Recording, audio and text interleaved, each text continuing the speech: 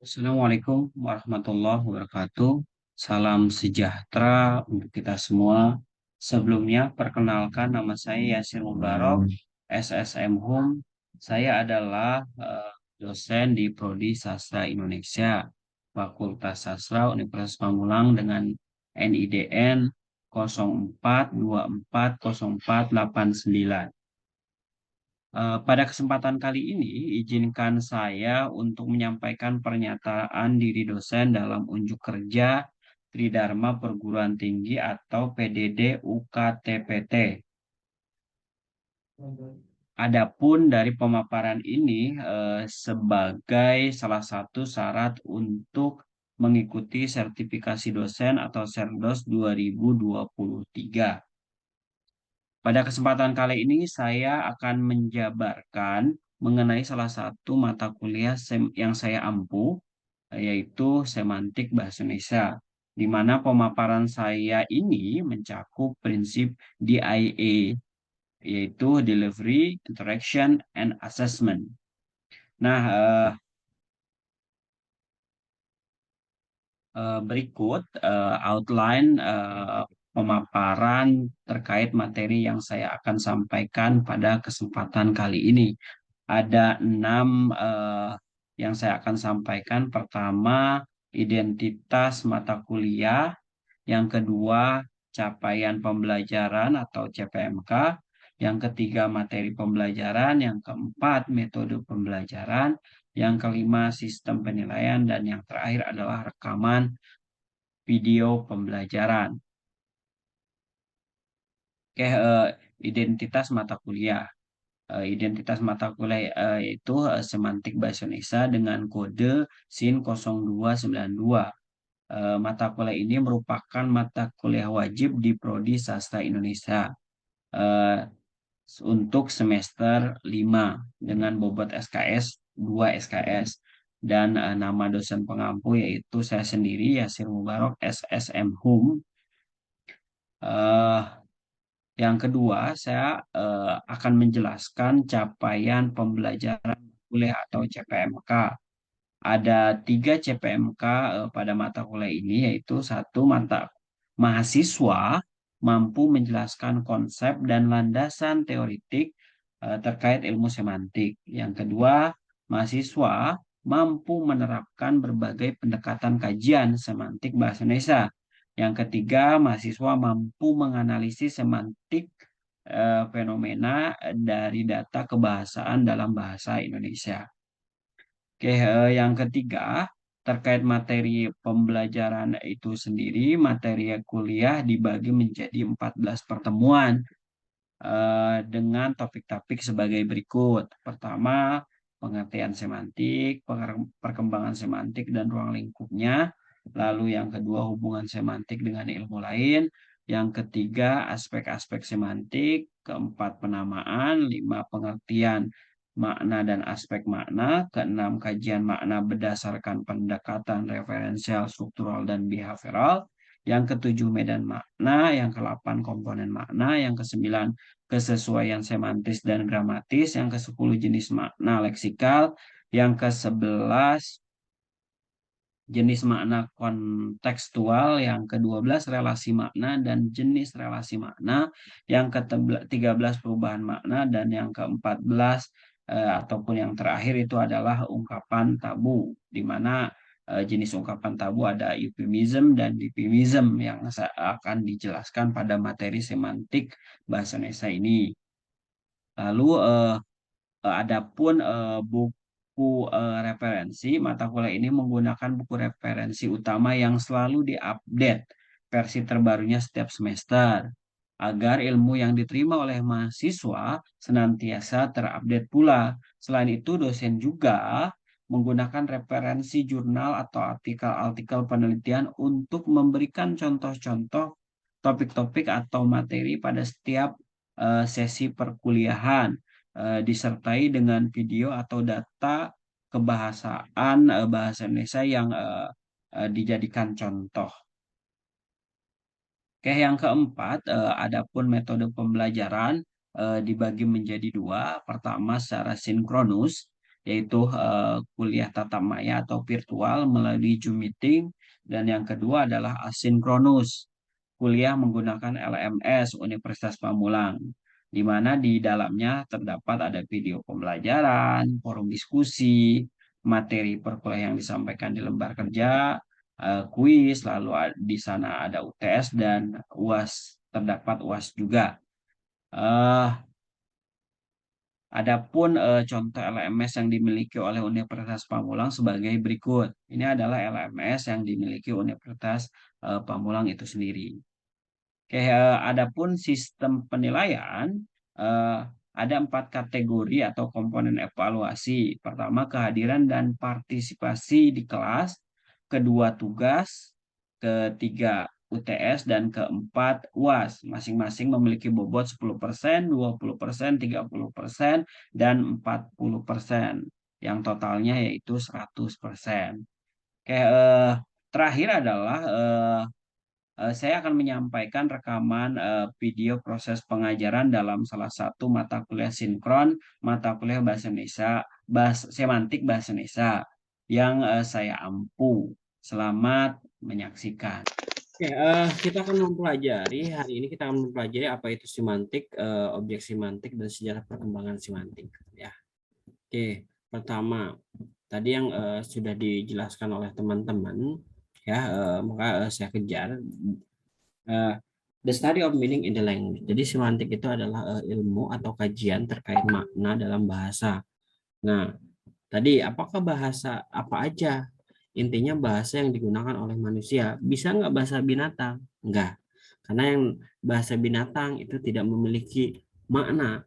Tapi sekarang yang jadi pertanyaan saya adalah seperti tanda yang seperti ini. Apakah ini termasuk kajian semantik? Ini bukan. Karena apa? Ini memiliki makna, tapi dia bukan makna dari suatu bahasa. Ini apakah yang seperti ini bahasa? Bukan. Karena secara leksikal di KBBI tidak ditemukan. Gitu. Dan kajian apa itu, Pak? Kajiannya semiotika. Kalau semiotika itu tanda namanya ya. Tanda yang memiliki makna seperti misalkan stop, S di itu, terus parkir dicoret, merokok no smoking, rokok dicoret, itu kajian semiotika. Jadi poin dari semantik adalah makna dalam suatu bahasa. Oke, sampai sini clear? Jadi kajian semantik adalah kajian makna dalam bahasa. Bisa bahasa Inggris, bisa bahasa Indonesia, dan bahasa lainnya. Oke, jadi dapat disimpulkan how meaning is represented in the language. Bagaimana makna direpresentasikan dalam bahasa. Kira-kira makna penting nggak? Seberapa penting makna itu? Ya, oke. Jadi makna itu penting karena apa? The basic of function of the language is communication. Fungsi basic dari sebuah komunikasi itu ada makna, gitu. Nih, sekarang saya tanya Fitri.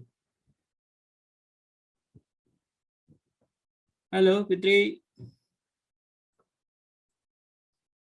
Ada Fitri? Fit. Kalau saya gini-gini, ngerti? Enggak. Nah itu bukan bahasa. Jadi artinya, Pak, bagaimana bahasa isyarat?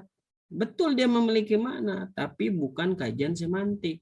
Karena apa? Semantik itu makna dalam bahasa. Ya, isyarat itu betul ada lain. Jadi pembagian isyarat itu bahasa isyarat klasifikasi lain dari yang lain ya. Kalau semantik itu fokus dari kajian semantik, kajian bahasa terkait makna ya. Jadi kajian makna dalam suatu bahasa. Lalu apa itu semantik? Semantik itu dibagi menjadi dua ya. Apa? Semantik itu berada di wilayah apa? Tadi kan mikro dan makro. Saya jawab ya. Semantik itu berada di wilayah mana, Pak? Di kajian linguistik. Jadi kajian linguistik itu dibagi menjadi dua, mikro linguistik dan makro linguistik. Mikro linguistik itu yang meneliti kajian-kajian atau internal dalam bahasa. Misalkan kajian terkecilnya apa? Ya, seperti misalkan fonologi, ya fonologi itu mengkaji terkait fonem itu fonologi. Morfologi itu mengkaji terkait kajian kata. Itu morfologi itu berada di wilayah mikro. Morfologi, fonologi itu mikro. Lalu apalagi Pak? Semantik. Kenapa semantik dikatakan ilmu mikro? Karena semantik itu hanya struktur internal. Adapun struktur internal yang dilihat adalah dari jadi kata. Kalau kata itu memiliki makna nggak? Memiliki, Pak. Kalaupun dia masuk ke dalam kalimat, yang dilihat kan struktur katanya terlebih dahulu kan. Nah, maka kenapa semantik masuk ke dalam mikro? Walaupun ketika berbicara makro, makna selalu ada, gitu. Tapi maknanya yang dilihat dari makna leksikal terlebih dahulu. Dari mana yang kita lihat? Dari KBBI, kamus. Jadi tadi saya nanya kayak ayah gimana? Dari KBBI, Kamus Besar Bahasa Indonesia, itu yang kita lihat, ya. Lalu Pak, bagaimana ketika dalam satu kata memiliki banyak makna seperti kata buaya? Nah, itu nanti kita pelajari yang namanya polisemi. Tahu polisemi? Ya, ada sinonim, homonim, hipernim, homopon. Nah, itu kita akan pelajari nanti. Karena apa? Mereka mengkaji terkait misalnya kalau polisemi satu kata memiliki banyak makna, ya. Buaya contohnya bisa buaya dalam makna sebenarnya atau yang lain gitu. Nanti kita akan belajar terkait representatif, non representatif, terus leksikal, non leksikal, denotatif, konotatif, kita akan belajar di semantik. Mudah-mudahan ini bisa dipahami. Yang eksternal, kajian eksternal itu yang luas. Apa aja? Biasanya kajian eksternal itu kajian linguistik yang memadukan dua kajian atau interdisipliner. Seperti apa? Sosiolinguistik, sosiologi, dan linguistik. Jadi bahasa yang dilihat dari ilmu sosial. Misalkan bagaimana perempuan berbahasa, bagaimana laki-laki berbahasa, variasi bahasa yang digunakan misalkan orang Jaksel, ya tahu bahasa Jaksel kayak jujurli. Nah, itu dilihat dari sosial. Jadi bagaimana bahasa dilihat dari sosial, ya. Terus misalkan variasi orang Bandung, jadi orang Sunda, Sunda Bandung, Sunda Bogor, Sunda Banten itu pasti memiliki berbeda. Nah, itu dilihat dari apa? Variasi bahasa, ya. Pun begitu ketika bahasa orang kedokteran dengan bahasa linguistik sama apa beda? Beda juga, karena dalam linguistik ada yang namanya semantik, pragmatik, morfologi. Morfologi dalam bahasa, dalam linguistik itu berbeda dengan yang dimaknai oleh orang biologi. Orang biologi mempelajari morfologi adalah biji-bijian. Sedangkan kita morfologi itu maknanya apa? Kajian bahasa terkait kata. Jadi artinya itu dilihat dari sudut pandang sosial, ya. Itu ya, nanti kita akan bahas mana aja sih Pak, saya bingung. Nih kita lihat ya. Nih apa aja? Satu, fonologi kalau di mikro, ya, seperti yang kita sudah pelajari ya, teman-teman sudah pelajari. Fonologi ada bapak, kakak. Ya kalian pelajari kenapa kata kakak kaknya nggak ada dalam bentuk lisan. Kan tulisannya kakak itu kan ada ya. Ya Kak kasih contoh nih. Kakak. Apakah ketika dilisankan kakak-kaknya ada? Kakak terakhirnya? Kan enggak. Enggak kakak gitu. Nah, itu dipelajari dalam fonologi, lain sebagainya. Ya. Seperti misalkan bapak ya, atau misalkan pagi, bagi, ini fonem kan? Unsur fonemnya ada berapa? Ada 4. Walaupun bentuk aginya sama, tapi p dan b itu bisa membedakan makna dari segi fonologi. Maka fonologi termasuk mikro. Morfologi ya, pembentukan kata, jelas ya. Kajian terkait kata itu masuk dalam mikro. Mikro contohnya apa? Kata apa aja yang termasuk morfologi? Seperti misalkan pembentukan terpukul. terpukul, kata dasarnya apa?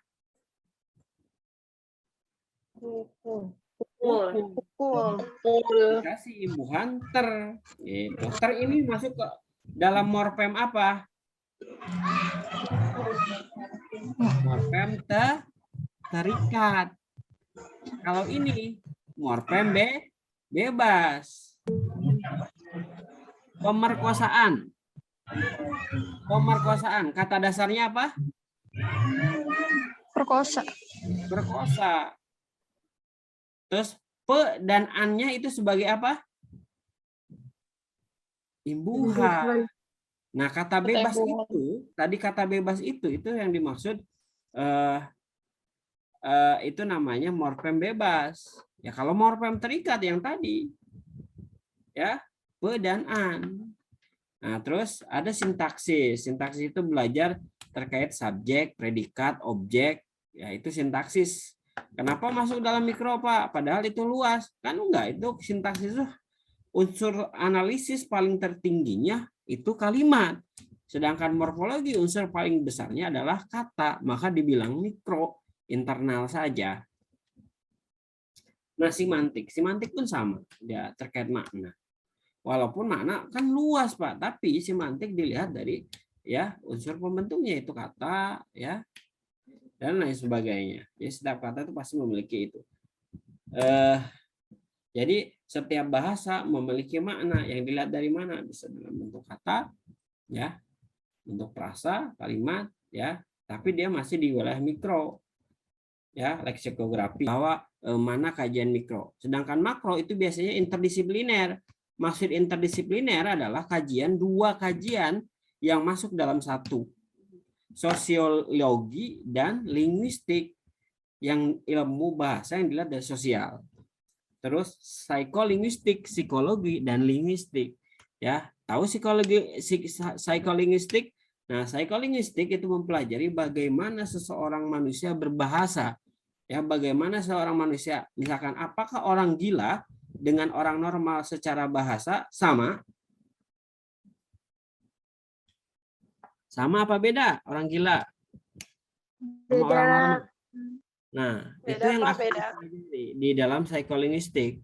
Jadi masalah yang terjadi di dalam otak manusia itu sangat mempengaruhi dalam berbahasa. Orang gila ketika ngomong kan nyambung apa enggak? Tidak. Ya, karena apa? Ada masalah di mindanya, psikologinya. Gitu, ya. Itu yang dipelajari psikolinguistik. Sudah belajar psikolinguistik? Belum, Pak. Udah, Pak. Udah. Nah, udah demensia, dia belajar demensia. Bagaimana demensia, orang demensia atau orang demensia apa? Demensia itu apa? Orang pikun. Nah, orang pikun biasanya itu ada masalah dalam otak. Nah, itu otaknya. Jadi ada serabut yang memang dia tidak seperti anak muda gitu ya. Apa ada error. Maka kan di otak itu banyak sel-sel ya. Ada bagian sel yang bermasalah. Maka itu kita mempelajari misalkan bagaimana orang yang berkebutuhan khusus berbahasa. Di mana dia kurang berbahasa dengan bahasa normal. Mungkin dengan menghilangkan kata bendanya, dengan menghilangkan subjek predikatnya, cuma makan gitu. Enggak, ayo kita makan dan lain sebagainya. Itu bisa diteliti. Kemarin beberapa mahasiswa saya meliti terkait orang yang keterbelakangan mental, dilihat dia seberapa jauh dia menguasai bahasa. Misalkan umur 5 tahun itu harusnya dia sudah menguasai kalimat, sedangkan orang keterbelakangan, mohon maaf, secara umur sudah matang, dia belum menguasai. Berarti there is something problem. Jadi dilihat kata-kata pembentuknya itu di psycholinguistics. Lagi. Oke. Antropolinguistik ya, ini bahasa yang dilihat dari budaya. Ya. Jadi sesungguhnya bahasa itu adalah produk budaya. Betul tidak? Gedang, tahu gedang? Tahu, pepaya. Tahu. Kang. Kata siapa gedang itu pepaya? Kata orang Sunda, Pak. Ya, tapi bagi orang Jawa, Apakah gedang itu Pisang. pepaya? Pisang. Pisang. Nah, itu antropolinguistik. Jadi itu dikaji bagaimana bahasa terikat dengan budaya. Kata gedang menurut orang Sunda itu pepaya, tapi berbeda dengan orang Jawa. Ya, itu pisang. Tahu sangu? Tahu nggak sangu? Nasi, Tahu. Pak, nasi. Kalau di Jawa bukan nasi. Ya, tahu. Nasi menurut sangu menurut orang Sunda itu nasi. Tapi menurut orang Jawa apakah nasi? Bukan. Apa? Uang saku, Pak, sangu tuh. Kayak Uang ini, Bang. Jadi kalau kalian mau pergi gitu ya, misalkan kalau yang dari Jawa ke Jakarta ini sangune gitu. Sangu itu buat jajan ya, uang buat jajan. Nah, itu sangu ya. Itu perspektif yang berbeda. Kenapa dilihat? Karena apa? Bahasa terikat dengan budaya. Nanti kita bahas ya secara semantik ya. Di sini kan ada pembahasan neurolinguistik hampir sama dengan psikolinguistik, itu lebih dalam. Ada forensik linguistik, banyak, semua kajian interdisipliner itu udah banyak. Ada forensik linguistik, neurolinguistik, ada critical discourse analysis, ya, tidak hanya analis wacana kritis banyak. Jadi artinya studi linguistik sekarang sudah masuk ke interdisipliner yang sudah jauh diikat dengan misalkan ada teori baru yang namanya feminist critical discourse analysis. Dia melihat wacana dari sudut pandang orang-orang feminis.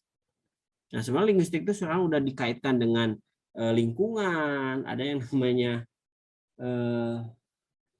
tipologi bahasa, ya. Tipologi bahasa itu melihat bagaimana suatu tempat gitu ya, dilihat dari asal usul tempat tersebut gitu ya. Ini tipologi misalkan Cigudeg atau ya, Ciamis. Ya, Ciamis itu Ci itu air, amis itu manis gitu. Bisa dilihat dari situ dengan melakukan wawancara, baca itu dimasuk ke dalam kategori makro. Banyak kajian makro sebenarnya lebih. Tapi utamanya ketika kalian S1, kalian harus menguasai dasarnya dulu. Ini adalah dasar untuk menguasai lebih dalam. Ya kalau untuk S1 ya ini nih, paling sampai di kalau makro itu sampai di sosiolinguistik, psikolinguistik. Ya, antropolinguistik itu biasanya S2. Oke. Ya, kita lanjut. Nah, tadi ada yang belajar yang namanya. Nah, ini pada awal mulanya ini perkembangan semantik sebenarnya. Semantik itu berasal dari bahasa Yunani yaitu sema, yaitu tanda, semaino itu yang menandai awalnya sebelum menjadi kajian makna dalam suatu bahasa. Gitu. Yaitu tanda linguistik. Nah, ini tadi kan, Pak, tanda itu jangan diartikan sebagai tanda yang kayak gini, yang kayak gini gitu ya. Bukan, tanda linguistik itu bahasa. Jadi setiap tanda linguistik itu seperti kata, frasa, glosa itu tanda linguistik. Gitu, ya. Jadi, Pak, bagaimana tanda yang seperti itu bukan tanda, ya?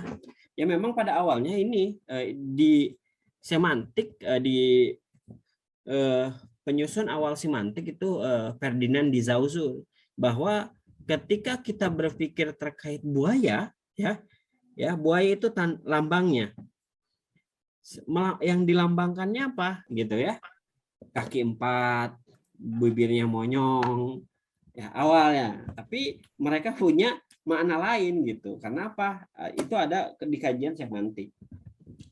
Tapi secara bahasa semantik itu dari sema dan semaino. Jadi apa itu semantik? Kajian semantik. Bidang linguistik yang memulai hubungan antara tanda linguistik hal-hal yang ditandai. Jadi dapat disimpulkan semantik ilmu tentang makna dalam bahasa. Clear? Halo? Clear. Clear, Nah, Pak. clear. Nanti saya tanya bingung lagi. Jadi intinya ilmu tentang makna dalam bahasa gitu. Nah, kita lihat. Kelihatan? Kelihatan, Pak. Oke. Mana dari keduanya, mana yang menjadi kajian semantik? Kurangi satu. kecepatan Pertama, Pak. sampai Yang terjadi pertama. kecelakaan. Yang pertama, Pak. Pertama, Oke. Pak. Pertama, Pak. Kenapa nggak nomor 2? Itu sudah termasuk semiotika, Pak.